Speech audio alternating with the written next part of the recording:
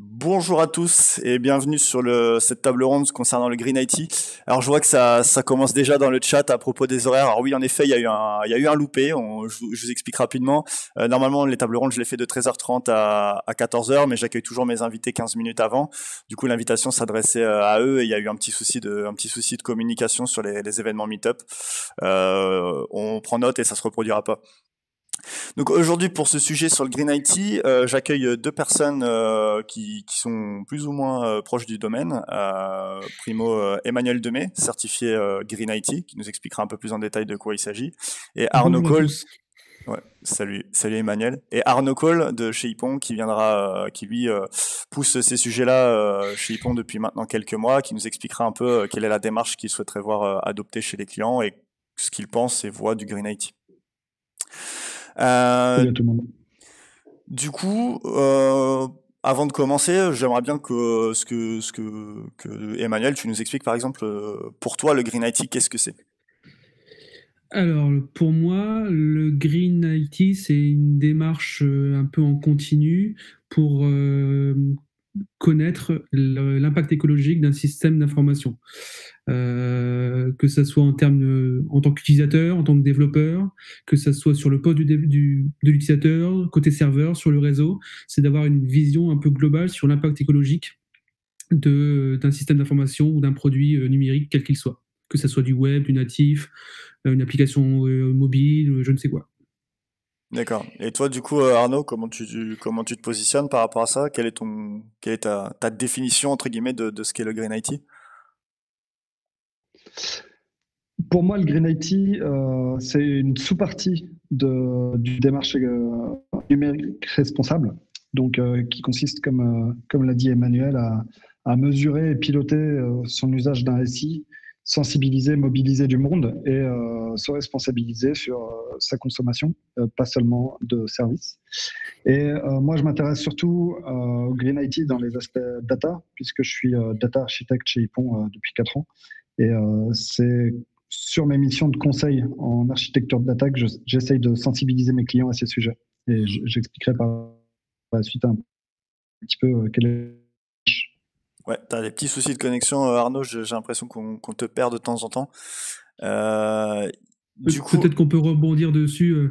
Arnaud a indiqué que le Green IT était une sous-partie du numérique responsable. Peut-être aborder rapidement quelles sont les autres parties de cette famille. Sous ce terme-là, on voit aussi le terme de éco-conception de services numériques. C'est comment prendre en compte lorsqu'on développe un produit, que ce soit lors des ateliers UX, UI, avec les PO, tout ça, jusqu'à la livraison, comment mettre en place des bonnes pratiques pour réduire l'impact d'un service numérique. Donc, il y a l'éco-conception, la conception responsable. Il y a aussi ce qu'on appelle l'IT for Green. Quels sont les services numériques que nous pouvons développer pour améliorer l'impact environnemental de l'ensemble de notre système, on va dire humain. Voilà, toutes les différentes parties qui sont sous la houlette de ce que vient de dire Arnaud. d'accord. Et du coup, là, il y a beaucoup, le mot mesurer, il a été beaucoup utilisé. Aujourd'hui, on voit des métriques hein, courir sur les grands comptes comme Netflix, Amazon, leur empreinte carbone, l'impact écologique de leur système informatique, combien ça coûte de regarder en termes d'impact CO2 de regarder une vidéo sur Netflix. Donc ça, c'est des métriques qu'on commence à avoir, mais c'est que les gros qui sont capables de les sortir aujourd'hui, j'ai l'impression. Comment, moi, demain, si j'ai une PME, je suis capable de mesurer l'impact écologique de mon système informatique. D'autant que généralement, je vais peut-être dépendre de services qui, eux, seront opaques sur le coût environnemental des services qu'ils me fournissent. Bah, si je peux donner un premier élément de réponse, et puis Manu, tu compléteras, je pense, mieux que moi. Mais bah, déjà, tu as répondu à ta question. Choisis pas un fournisseur de services opaque. Donc, c'est comme ça que tu peux avoir une sensibilité et faire des premiers choix intelligents. C'est au moment du choix de ton service provider, s'assurer qu'il respecte les engagements qui te sont chers et qui te donne les moyens de mesurer éventuellement ta consommation si c'est ça qui est important pour toi, ou en tout cas qui t'apporte des garanties que lui, dans sa démarche numérique, il va chercher à se responsabiliser et à choisir on va dire des stratégies soit de réduction de la consommation d'énergie, réduction de la consommation de quoi que ce soit, de refroidissement de matériel, etc. Mais c'est au moment où le moment où tu es acteur, c'est le moment où tu choisis ton service provider. Après, une fois que tu l'as choisi, tu as beaucoup moins de leviers pour être acteur sur sa stratégie numérique. Alors, je vais rebondir dessus parce qu'il y aurait tellement de choses à dire sur ce sujet. Alors, quand on est, on va dire, éditeur final, client final qui souhaite connaître l'impact environnemental de son système d'information, l'une des possibilités, c'est de faire une analyse de cycle de vie. Donc, c'est un truc normé, c'est une norme. C'est pas lié qu'au numérique. On peut faire ça pour analyser le cycle de vie d'un produit manufacturé, un téléphone ou ce genre de choses. Hein. C'est pas que pour le numérique. Et grâce à cette analyse de cycle de vie, on va pouvoir avoir les impacts à chaque étape d'un système d'information, de son utilisation, mais également en amont sur les phases de fabrication des serveurs, fabrication des réseaux, l'installation, l'électricité nécessaire, jusqu'à la gestion des déchets. Alors bien évidemment, ce genre de calcul, on ne peut pas le faire nous-mêmes parce qu'il faut énormément de données en entrée pour pouvoir savoir quels sont les impacts énergétiques de chaque phase du cycle de vie d'un service d'information. Malheureusement, pour l'instant, il n'y a pas de base de données open source qui existe à ce sujet, à ma connaissance, je me trompe peut-être. Mais en tout cas, il y a des sociétés qui proposent ce genre de choses. Et voilà, c'est un peu comme un audit, mais pour calculer l'impact environnemental. Si on n'a pas envie de faire une analyse du cycle de vie complète, comme je viens d'indiquer, on peut en faire des simplifiés. Juste calculer juste sur l'utilisation du service numérique, quel est son impact. Donc on met de côté indirectement la phase de fabrication, la phase de gestion des déchets. On se focalise que sur le runtime, le fonctionnement.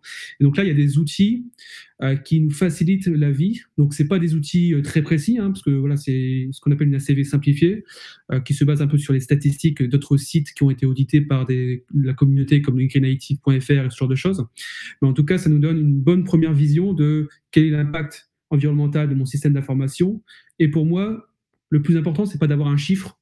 Voici l'empreinte environnementale de mon site, et puis le tour est joué. Moi, ce qui est intéressant avec ça, c'est qu'on va pouvoir auditer différentes étapes du développement du projet, voir si l'impact environnemental s'améliore au fur et à mesure de mes développements.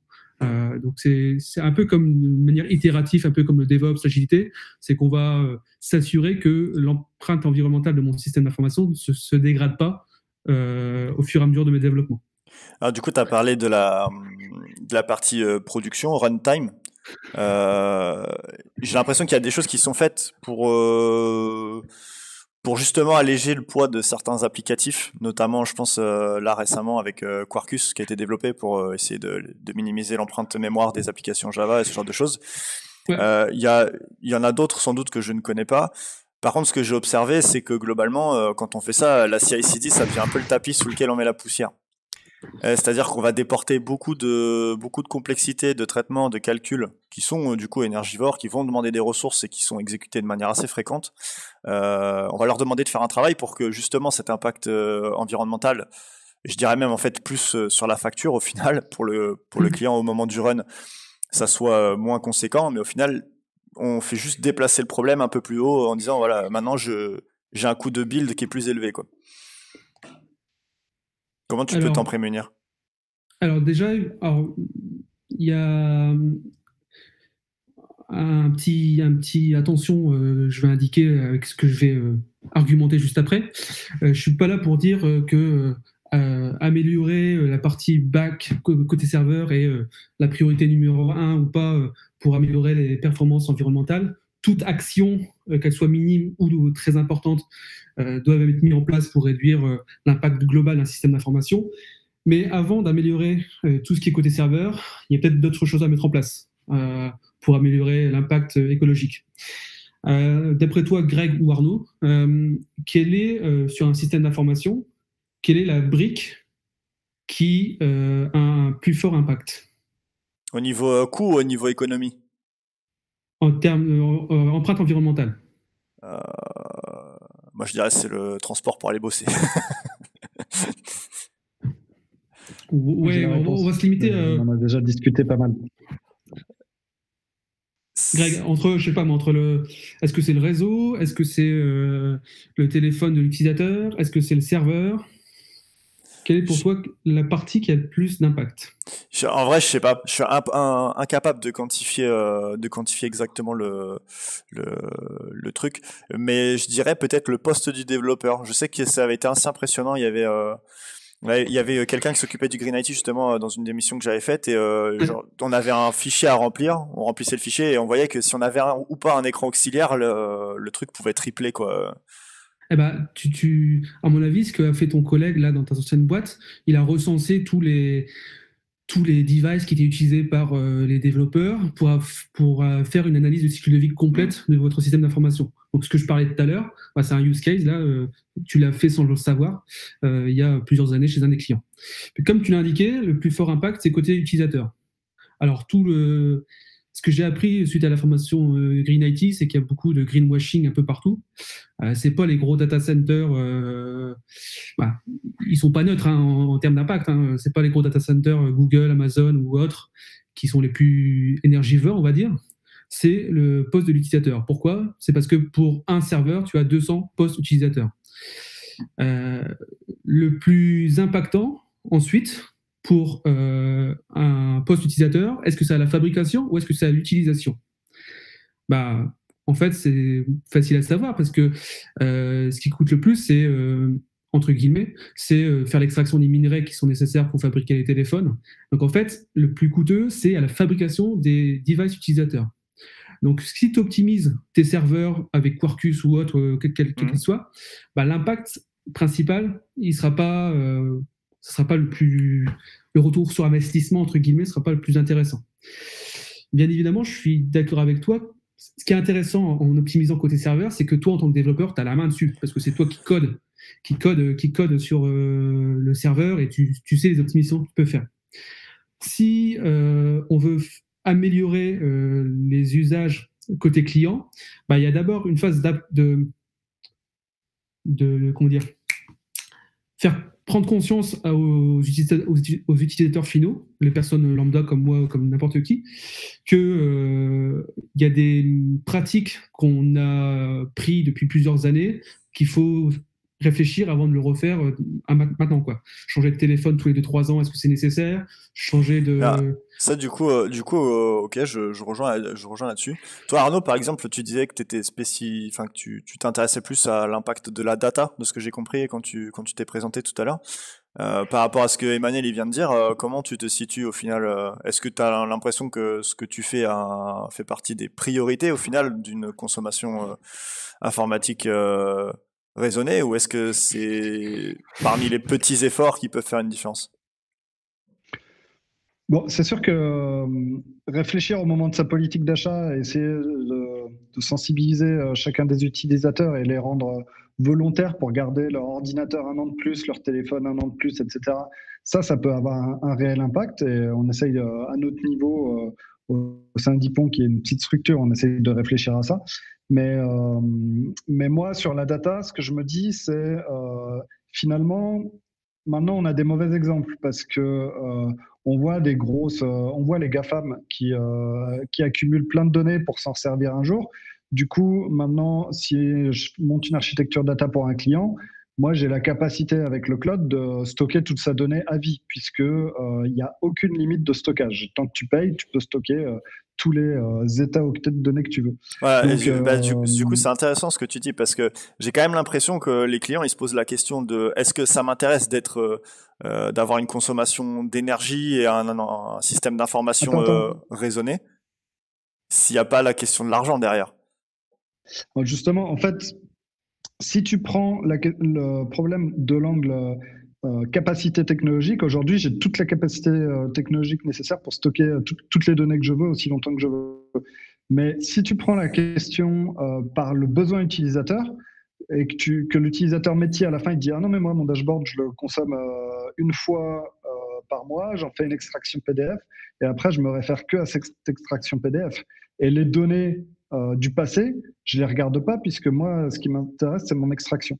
Donc là tu comprends que si tu avais eu connaissance de cette information-là dès le début, tu peux mettre en place une lifecycle policy et faire expirer tes données pour faire en sorte qu'elles ne s'accumulent pas ad vitam aeternam et qu'elles finissent pas par générer des gigas, voire des téraoctets de données non utilisées.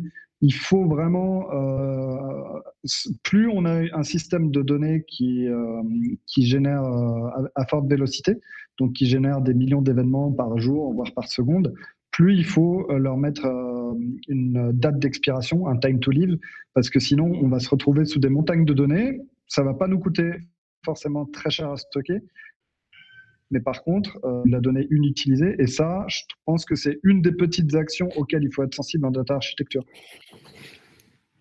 Depuis tout à l'heure, on parle de profit et d'environnement. En fait, quand on parle de numérique responsable, on essaie de faire plaisir aux 3 P. Les 3 P, c'est quoi? C'est les personnes, les people, profit et planète. Donc le planète, on comprend bien, c'est pour diminuer les impacts. Profit, c'est la plupart du temps, soit on va réduire nos coûts parce qu'on a optimisé, comme vient d'indiquer Arnaud, les coûts du cloud, par exemple, de notre provider cloud, ou bien on va avoir un service numérique qui est utilisable par plus de personnes. Donc, qui dit plus de personnes dit éventuellement plus de ventes sur un site e-commerce, par exemple si c'est un site e-commerce que je développe. Et le 3e P, c'est pour people. Parce que si on développe un site qui est on va dire sobre, qui ne possède que les fonctionnalités qui sont nécessaires aux utilisateurs. Donc moi, je suis développeur web. Alors excusez-moi, j'ai le côté navigateur, mais c'est un peu ce que vient de dire Arnaud avec si j'ai envie d'avoir les statistiques par mois, ça ne sert à rien de sauvegarder mes données ad vitam aeternam quand je génère un rapport PDF et j'ai la même information. Si on arrive à développer un système d'information sobre, souvent, il va y avoir des gains en termes de maintenabilité, en termes d'accessibilité et en termes de performance pour mes utilisateurs. Donc, on aura plus d'utilisateurs, plus éventuellement de ventes sur mon site e-commerce, plus de profits, tout en réduisant l'impact environnemental de notre système d'information. Du coup, c'est intéressant ce que vous dites parce que finalement, on doit réfléchir en amont aux usages. On doit réfléchir finalement au gâchis de fonctionnalités qu'on veut mettre dans notre, aux fonctionnalités du coup qu'on veut dans nos applis et du coup aussi par conséquent réduire le gâchis fonctionnel qu'on peut développer. Est-ce que ça finalement ça rend pas, est-ce que le Green IT potentiellement c'est pas quelque chose qui, s'il s'inclut dans les démarches collectives, devient pas un élément différenciant chez nos PO? Parce qu'aujourd'hui, c'est un peu eux qui priorisent les fonctionnalités et peut-être que cette priorisation de fonctionnalités-là est déjà dans l'état une démarche Green IT. Mais c'est à nous aussi, en tant que consultants, de les sensibiliser. Quand on fait l'idéation des use cases, moi, j'explique les impacts en termes de coûts parce qu'il y a des personnes qui sont plus sensibles à ça, mais j'essaye toujours aussi de mettre en lumière l'impact de consommation énergétique. Et ok, tu aimerais bien que ton dashboard soit rafraîchi tous les quarts d'heure. C'est sûr que c'est plus sympa d'avoir des données fraîches. Mais toi, vraiment, combien de fois tu vas le regarder par jour? Et qu'est-ce qui va se passer si jamais tu n'as pas tes données qui sont tous les quarts d'heure? En général, les clients demandent du real-time parce que maintenant, on a la capacité technologique de le faire, mais il n'y a pas de besoin métier derrière. Et ces sujets-là, il faut les détecter vraiment au moment de l'idéation des use cases. Et vraiment, c'est à ce moment-là qu'on va pouvoir avoir une vraie influence. Une fois que la feature elle est déjà spécifiée, c'est plus difficile de revenir en arrière et d'aller voir le PO en disant t'es sûr que tu veux pas une fois par jour au lieu d'une fois toutes les 5 minutes. C'est vraiment important qu'on soit sensibilisés tous, ceux qui sont au contact des métiers, pour qu'on puisse leur expliquer les impacts de chacun des choix qu'on fait. Il faut toujours être... faut toujours essayer de challenger les PO ou bien les personnes qui sont en charge de définir le backlog d'une application. Donc tous les développeurs, tous les consultants ou toutes les personnes qui ont la connaissance, que ça soit complète ou pas, du domaine Green IT, il ne faut pas hésiter à challenger les gens pour dire est-ce que c'est vraiment ça que tu veux? Parce que moi j'ai l'impression que quand on développe une application, on a des features. Est-ce qu'elles vont être utiles? on ne sait pas. Mais en tout cas, on ajoute plein de features parce qu'on a plein de concurrents à côté et on veut se démarquer d'eux. Mais en fait, peut-être qu'à la fin, le produit final, en tant qu'utilisateur, je vais peut-être en utiliser que 10-15%. Et tout le reste, ce sera des développements supplémentaires qui ont été faits pour rien, qui dégradent éventuellement la qualité du logiciel, parce que qui dit plus de code, dit plus de bugs éventuels, etc. quoi. Là, du coup, il y a pas mal d'interactions. Le sujet fait plutôt réagir, c'est plaisant. Je me suis pas arrêté à chacune, mais j'ai vu qu'il y avait pas mal de points qui reviennent sur ok, on peut designer un système, mais il y a un certain élément de pédagogie. J'y reviendrai juste après. Par contre, j'aimerais que vous me disiez ce que vous pensez de ce commentaire de Demorose qui dit que en fait quand tu as en partie, il explique qu'on a simplement qu'une partie de la main sur le front, parce que typiquement il y a toute l'obsolescence qu'il peut y avoir avec les mises à jour sur les devices, et il exprime notamment le fait que certaines applis ne sont pas supportées sur d'anciennes versions d'iPhone, parce que en fait ces anciennes versions d'iPhone ne sont pas supportées, et que du coup ça fait augmenter l'empreinte carbone. Comment C'est ce que j'ai essayé de dire tout à l'heure quand j'ai indiqué que côté serveur c'était simple parce qu'on avait la main dessus, mais côté client c'est un peu plus compliqué parce qu'on n'est pas les seuls dessus. Comme le dit l'un des participants, j'ai oublié son nom, c'est que l'utilisateur, il a différentes applications sur son téléphone, il a peut-être un téléphone différent, peut-être que c'est une autre application qui va faire ramer le téléphone et pas la vôtre, donc on n'est pas les seuls sur le téléphone du device. Donc l'impact que nous on peut mettre en place pour diminuer l'impact environnemental, voilà. Si on le fait bien, mais si tous les autres acteurs le font mal, on aura toujours les mêmes problèmes. C'est pour ça qu'il faut sensibiliser à la fois les utilisateurs finaux, mais il faut que de plus en plus de développeurs aient également cette démarche. Donc c'est pour ça que le chemin va être long, mais en tout cas, il faut avoir ça en tête.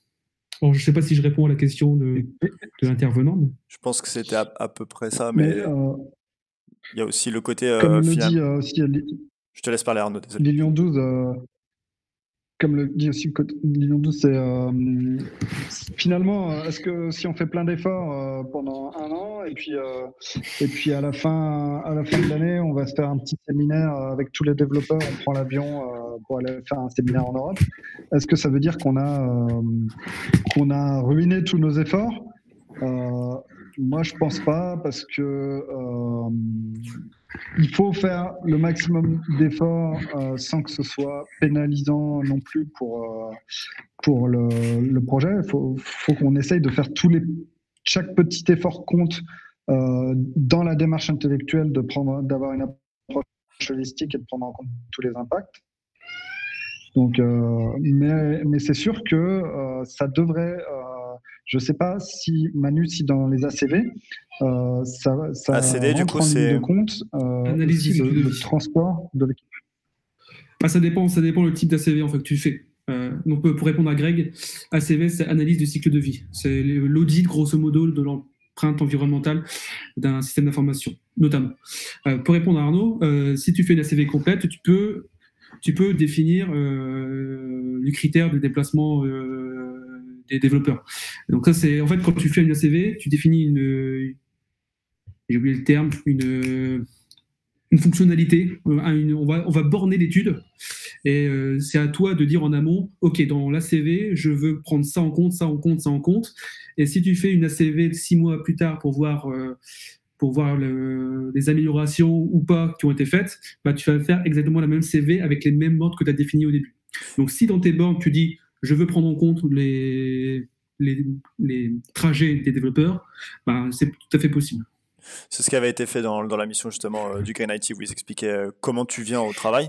Par contre, j'ai quand même l'impression que si tu te bornes à un spectre de réflexion, c'est facile d'améliorer ce spectre de réflexion, mais on en revient un peu à ce que j'exprimais tout à l'heure avec la CI/CD à laquelle on délègue de plus en plus de travail, ou que pour des facilités technologiques, on se met à surcharger. Si tu fais ça, potentiellement, j'ai l'impression qu'il va y avoir une espèce d'effet de vase communicant où, ok, c'est bon, t'as mieux fait à un endroit, mais par contre, t'as délégué le problème ailleurs, quoi. Genre, pour être plus efficace sur ce périmètre-là, t'as potentiellement poussé le problème dans un autre truc. Donc, c'est très difficile d'avoir une big picture de ton évolution, au niveau entreprise, j'entends. C'est sûr, mais après, en tout cas, il y a énormément de... Vas-y, Arnaud, vas-y. Désolé. Il y a énormément de marge pour improviser, enfin pour s'améliorer. Donc, quand tu dis c'est très difficile, c'est vrai, mais déjà, s'engager sur le chemin de la réflexion, commencer à mesurer, commencer à sensibiliser, à mener des actions, déjà, c'est vertueux et on va dans le bon sens. Donc, en fait, quand tu entreprends une initiative, il ne faut pas viser tout de suite l'objectif final parce que tu n'y arriveras pas. Toyota, leur objectif final, c'est d'avoir 0% d'anomalies sur leur voiture, 0% de défauts. C'est quasiment pas possible. Ça paraît très compliqué à réaliser sur l'ensemble de leur production. Mais en tout cas, sur cet objectif-là, tu vas pouvoir te jalonner des actions et trouver des solutions pour t'en rapprocher. Donc, je trouve que c'est quand même vertueux de lancer la démarche. Tout à fait d'accord. De toute façon, dans chaque démarche, tu auras des vases communicants, comme tu l'as dit, que Greg, tu as les. Alors, j'ai oublié le terme sur ce sujet-là, mais si tu améliores à un certain point, d'un côté, tu auras peut-être une dégradation. Mais est-ce que le gain de l'amélioration est plus important ou moins important que la détérioration? Le but, c'est d'être dans le positif, quoi. Chaque petit pas compte. Il y a du coup, tout à l'heure, je discutais avec Damien sur un de ses lives où justement on parlait de ça, l'équilibre entre ce que la 5G, l'arrivée de la 5G va coûter en termes écologiques et ce qu'elle va apporter en bénéfices écologiques. Et ça, aujourd'hui, c'est vrai que dans le débat, ça serait intéressant d'avoir des vraies métriques. Et finalement, il y en a qui s'y essaient, mais en fonction de ce que tu prends dans ton périmètre, tu peux tomber sur des conclusions qui vont être différentes. Ouais, bien sûr. Si tu prends brut de tes coffrages simplement la consommation énergétique, c'est sûr que tu vas l'avoir augmenté. Mais est-ce que finalement, par exemple, je sais plus qui disait ça tout à l'heure sur le channel Wheel of Death, mais en fait, il pouvait pas. Son photographe avait des connexions trop pourries. Du coup, il a pas pu aller. Ils ont pas pu transférer les photos par internet. Bah, du coup, qu'est-ce qu'ils ont fait? Ils sont allés les chercher sur une clé USB en vrai. Tu vois. Ça, c'est des trucs, ça semble aberrant en 2020. Bah, potentiellement, ça existe encore et la 5G pourrait répondre à ce problème-là. Sauf que si on ne prend pas ça je pense que si tu n'as pas de 4G, je ne suis pas un expert du réseau, hein. Mais si tu n'as pas de 4G dans ton bled, tu n'auras pas de 5G, quoi. Oui, après, je veux dire, du coup, c'est Lilian, Lilian 12. Mais du coup, tu vois, c'est peut-être qu'un exemple, mais c'est un exemple finalement qui coûte cher d'un point de vue écologique. T'as quand même quelqu'un qui pouvait juste transférer ses photos, qui a pris sa caisse, qui est allé, qui a. Ça dépend. Non, mais en fait, il faut prendre les choses dans son ensemble. La route, c'est un des moyens qui a la meilleure bande passante en termes de transfert de données. Quand tu veux transférer des pétaoctets de données quand tu restes sur le même continent, il y a une solution, par exemple chez AWS, qui s'appelle Snowmobile. Il t'envoie un camion avec un data center dans le container et tu le branches à ton réseau et de tes données. Parce que construire un tuyau, quand tu dis ça coûte cher écologiquement, mais construire un tuyau en termes de fibre optique qu'il faut poser d'un site à un autre juste pour faire un transfert de données one shot, ça n'a pas de sens non plus. Donc des fois, le coût de la clé USB que tu vas t'envoyer par la poste, etc., si c'est un gros transfert que tu veux faire en one shot, c'est pas forcément déconnant en termes d'impact environnemental. Il faut regarder les choses dans son ensemble. Et ça, pour moi, c'est la conclusion du truc, quoi. Il y a deux réactions qui sont intéressantes. Il y a Zero Fev, alors je sais pas, désolé si j'écorche le pseudo, qui dit sans mesures fiables et adaptées, est-ce qu'on peut prendre des décisions qui sont néfastes alors qu'on pensait bien faire? Et du coup, comment on vérifie qu'on n'est pas en train de se fourvoyer? Je pense que ça rejoint un peu ces trucs de vases communicants où on n'a pas vraiment la mesure de l'impact versus bénéfice, quoi. Comment, du coup, on peut éviter justement enfin, comment on peut anticiper le fait d'aller dans le mur, quoi, ou observer qu'on va dans le mur? Et ben en fait, il faut déjà quand tu te poses la question, tu as déjà résolu une partie du problème parce que du coup, tu vas te renseigner, tu vas creuser, tu vas te rendre compte des endroits où il y a des zones d'ombre et tu vas essayer de faire le meilleur choix que tu peux en fonction des informations qui sont à ta disposition. Personne ne dit que tu vas jamais te tromper, mais en tout cas, si tu commences à t'y intéresser, à te renseigner, c'est gagné. On est dans la bonne direction. Ok. Du coup, là, aujourd'hui, de ce que enfin, il nous reste 1 minute, donc je vais essayer de conclure avant de vous laisser la parole pour que vous concluiez. Moi, de ce que je retiens de ce débat-là, c'est qu'au final, ok, le Green IT aujourd'hui, c'est plus une démarche de sensibilisation et d'éducation. On a des outils, mais c'est peut-être pas encore assez fiable et mature pour avoir une big picture qui nous permette de nous conforter dans les décisions qu'on prend. vont nous conforter dans les décisions qu'on prend au sein d'un scope, mais pas forcément pour l'instant dans une vue d'ensemble. Donc aujourd'hui, finalement, c'est un peu comme c'est ce qui s'est passé dans les 10-15 dernières années avec nos clients sur la qualité logicielle. Expliquer qu'en fait, faire des logiciels de qualité, ça coûte pas plus cher. Au contraire, c'est dans leur intérêt. J'ai l'impression qu'il y a un peu cette même démarche aujourd'hui dans le Green IT. C'est d'abord faire comprendre aux clients qu'ils ont intérêt à faire ce genre de choses pour être finalement efficients écologiquement, mais aussi dans leur manière de travailler, quoi. Alors, je rebondis sur qualité logicielle que tu viens d'indiquer. En préparant avec Arnaud cette table ronde, on en a parlé rapidement. Pour moi, la démarche, en tout cas en tant que développeur front, c'est très proche du software craftsmanship. C'est qu'on a des choses à mettre en place pour améliorer le livrable qu'on va définir, qu'on est en train de créer. Peut-être les mettre en place dans la définition du done, si on fait des sprints agiles ou ce genre de choses. Mais en tout cas, c'est juste des bonnes pratiques. Et Arnaud l'a dit la dernière fois qu'on l'avait préparé cet événement, c'est souvent du bon sens. Donc, depuis plusieurs années, on écrit des tests unitaires, des tests d'intégration, on vérifie la qualité du code et ce genre de choses. Souvent, c'est un manque de connaissance des bases du langage qui engendre un impact environnemental en tant que livrable, une application web, par exemple, assez important. Donc, c'est en effet de la sensibilisation pour les utilisateurs finaux, mais également pour les développeurs. Ouais. Une bonne pratique assez simple à mettre en place, en fait. Pour les développeurs, et du coup, je mettais un peu plus l'accent sur le côté client, parce que en faisant le parallèle avec la qualité logicielle, c'est que pendant un moment, la qualité logicielle n'était pas considérée comme étant quelque chose de naturel dans la démarche informatique. Les clients nous demandaient de chiffrer combien ça prendrait de temps de faire des tests. Ils nous demandaient combien ça allait leur coûter. Et aujourd'hui, on arrive sur un statut où, ok, pour eux, c'est évident d'en faire. C'est pas vrai pour tout le monde. Mais j'ai l'impression qu'il va falloir faire ce même travail d'éducation concernant l'éco-conception de logiciels. Ouais. Mais le meilleur levier va être le levier financier.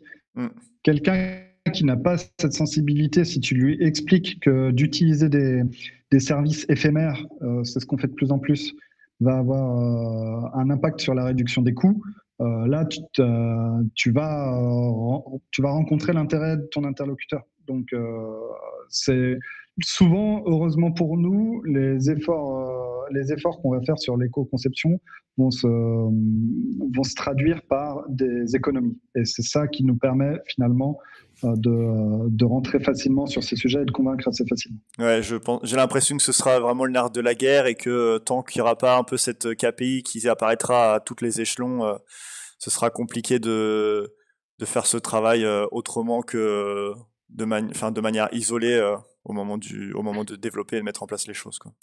Bon, en tout cas, je vous remercie pour la table ronde. Ça a eu beaucoup de succès. C'est la première fois que je vois le chat autant réagir. Ouais, je suis un peu triste qu'on ait été limité par le temps. Finalement, j'aurais peut-être dû dire ok, bon tant pis, on m'a dit 13h15, alors je fais 13h15. Ouais, je serais complètement chaud. Peut-être du coup la prochaine fois on refera, mais se scoper sur un périmètre justement. Rentrer peut-être dans le détail. On n'a pas eu le temps d'aborder la formation. Peut-être qu'on pourrait faire un live complet sur la formation. En attendant, du coup, le chat, n'hésitez pas si ces sujets-là vous intéressent ou que vous voulez en discuter avec Emmanuel et Arnaud. Ils sont accessibles sur Twitter, Arnaud Call pour Arnaud Call et Emmanuel Demey pour Emmanuel Demey. Vous les trouverez facilement. Donc n'hésitez pas à les follow la chaîne Ipon Twitch si vous avez aimé, et le Twitter d'Ipon aussi pour être au courant des prochains streams. Généralement, on met les bons heures sur Twitter. Je vous remercie à vous. Allez, bonne journée à tous. Bonne journée.